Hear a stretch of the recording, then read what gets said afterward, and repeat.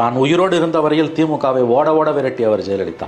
திமுக மாதிரி ஒரு பெரிய கட்சிங்க, கருணாநிதி மாதிரி ஒரு ராட்சச அரசியல்வாதி. கோபாலபுரத்துலேருந்து செக்ரட்டரியேட் போறாருன்னா 9 அவதாரம் எடுப்பார் அவர். அப்பேற்பட்ட ஒரு அரசியல்வாதி. அந்த ஒரு அரசியல்வாதி எதிர்த்து ஜெயிக்கிறதுன்றதெல்லாம் அவ்வளோ ஈஸி இல்லை. பிசிக்கலாக அவரை உடம்பை தொட்டு அடிச்சாங்க. அந்த வெறியில தான் அந்த அம்மா சபையை விட்டு வெளியில போகும்போது, நான் இனிமேல் சபைக்கு வந்தேன்னா முதலமைச்சராக தான் வருவேன்னு சபதம் பண்ணிட்டு போனாங்க. பேக் டு பேக் கவர்மெண்ட் எம்ஜிஆரும் ஜெயலலிதாவும் தான் ஜெயிச்சிருக்காங்களே ஒழிய திமுக ஒருபோதும் ஜெயிச்சது கிடையாது. She kept equal distance from both Congress and BJP. ரெண்டு தேசிய கட்சி எனக்கு வேணாம் போடான்னு சொல்லிட்டு தான் செல்வாக்கால சின்ன கட்சிகளை மட்டுமே நின்று வச்சு ஜெயிச்சவங்க. திமுக அப்படி ஜெயிக்க சொல்லுங்க. அந்த பொலிட்டிக்கல் ஸ்ட்ராட்டஜின்னு ஒன்று இருக்குல்ல சார், அது அவங்க எப்படி சார் ஃபார்ம் பண்ணுவாங்க? இதே பிரசாந்த் கிஷோர் அந்த அம்மாவை அப்ரோச் பண்ணாரு 2012-13 நான் ஒர்க் பண்றேன். அந்த அம்மா சிரிச்சாங்க. எதுக்கு?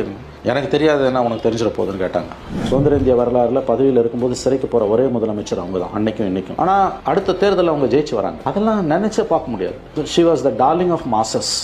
தங்கள் வீட்டிலும் பெண்கள் இருக்கிறார்கள் என்ற நினைப்பே திமுகவுக்கு மறைந்து போய்